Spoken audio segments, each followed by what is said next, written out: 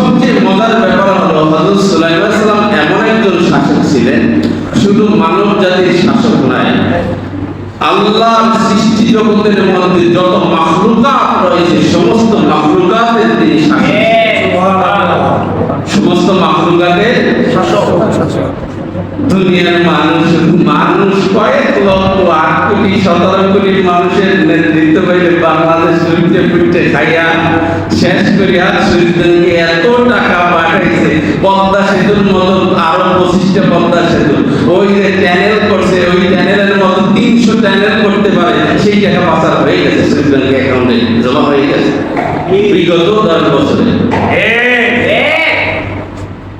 তাহলে সুলাইমান সালামের মতো যদি সারা পৃথিবী নিয়ন্ত্রণ করতে তাহলে কয়শো কোটি অর্জন করতে, আর সুলাইমান সালাম কয় কোটি টাকার মালিক ছিলেন খুঁজে পাবেন?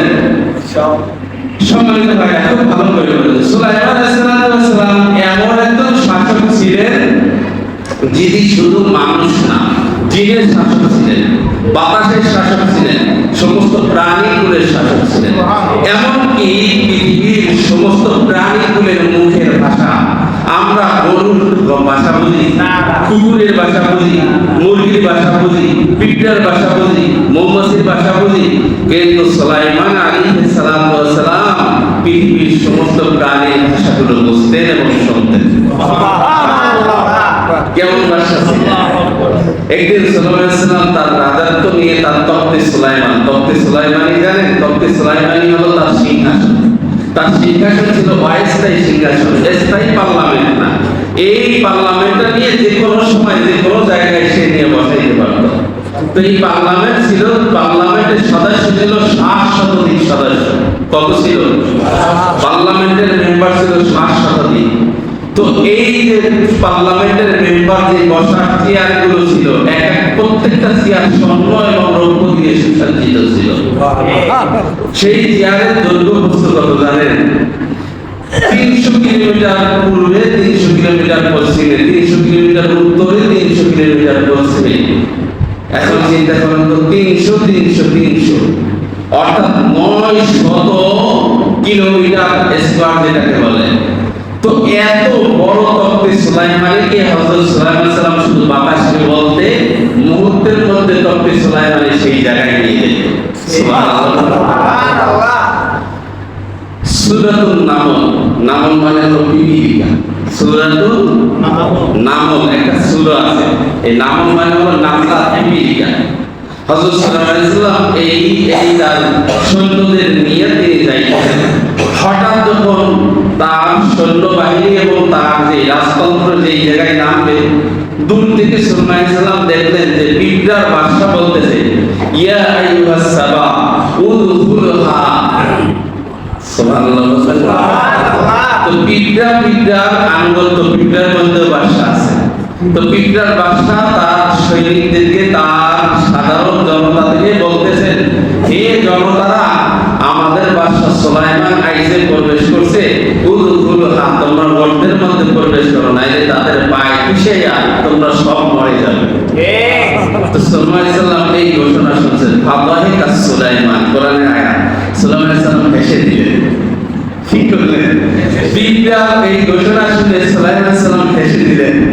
পিঁপড়ার বাদশাকে ডাক দিলেন, হে ইয়া আইয়ুহাল মুলক, হে পিঁপড়ার বাদশা, এদিকে আয়।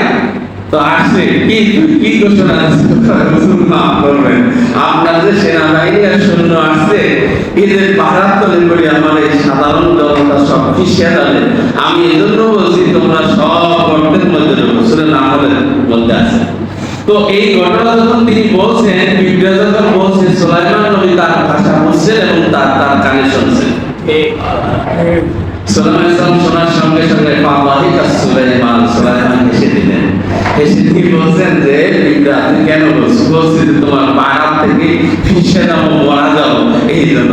বলছেন না, আমরা এমন একটা জাতি, নবী সুলাইমান আলাইহিস সালাম পিঁপড়াকে অভয় দিলেন, ভয় ভীতি দূর করে বললেন যে না, আমাদের পাড়ায় পিছিয়ে যাবে না, আমরা তোদের কথা, তোদের চাওনি, তোদের অঙ্গভঙ্গি সবকিছু আমরা দেখি এবং বুঝি। সুবহানাল্লাহ। বাতাস তার নিয়ন্ত্রণে ছিল, কোথাও বাতাস নাই, কিন্তু মুহূর্তের মধ্যে শত শত মাইল বেগে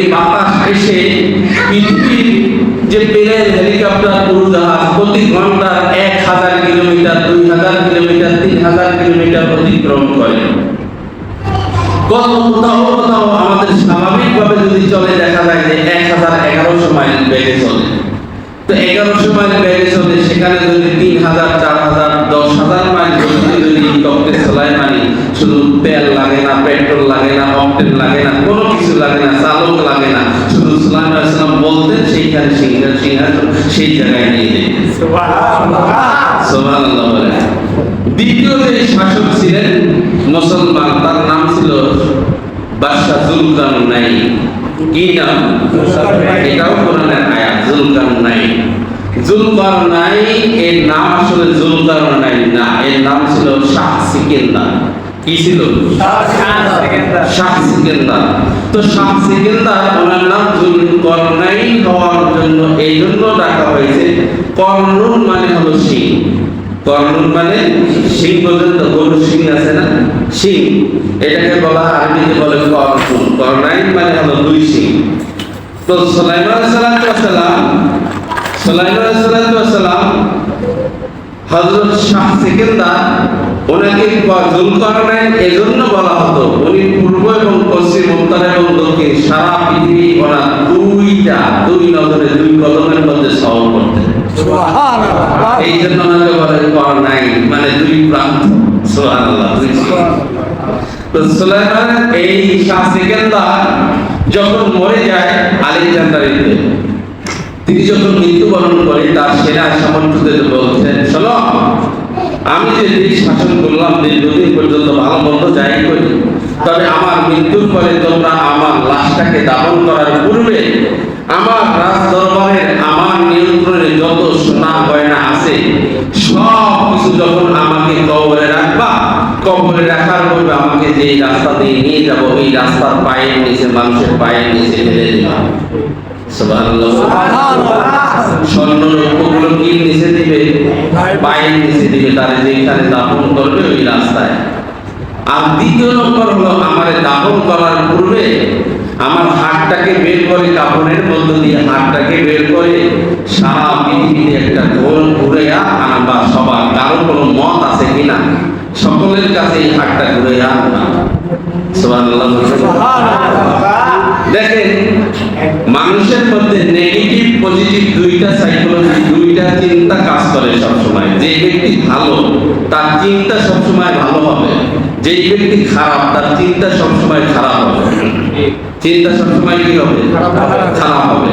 কারণ এক ব্যক্তি রাত্র 2-3টার সময় বসে উযু করতে, পুষ্করিণীর পাড়ে গিয়ে সে তাহাজ্জুদ নামাজ পড়বে, উযু করতেছে।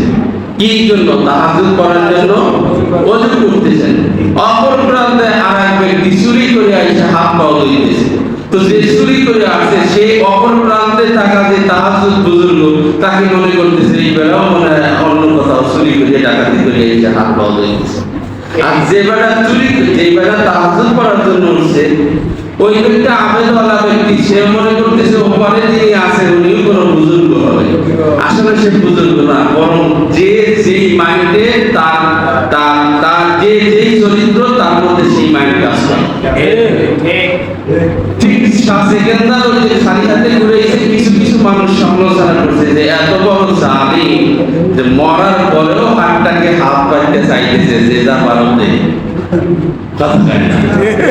আর মূলত শাহ সিকেন্দার এই জন্য করেছে যে দুনিয়ার মানুষকে দেখাইছে যে দুনিয়ার শাহ সিকেন্দার সারা পৃথিবী নিয়ন্ত্রণ করেছে। আজকে তিনিও পকেট ছাড়া খালি হাতে গেছে, তোরা হাতটা দেখে কিছু নিতে পারে না, আর তোরাও কিছু নিতে পারবি না। এই জন্য তার সম্পদগুলো তার কবরে যাওয়ার রাস্তার মধ্যে তাকে দাফন করবে, রাস্তার মধ্যে সোনা গয়না রাজদরবারের সব গেছে যে পৃথিবীর মানুষ সাক্ষী থাক, এই কিছুই আমার কবরে যায় না, সব ওদের পায়ের নিচের ময়লা। সুবহানাল্লাহ। অপরদিকে পৃথিবী নিয়ন্ত্রণ করছে দুইজন জালিম শাসক কাফের, একজন ছিলেন বক্তে নসর, একজন ছিলেন নমরুদ। কথা হয় না? একজন ছিলেন বক্তে নসর, আরেকজন ছিলেন নমরুদ। তো নমরুদের শাসনকাল আপনারা সবাই জানেন। কথা হয় না? জানেন না? মানুষকে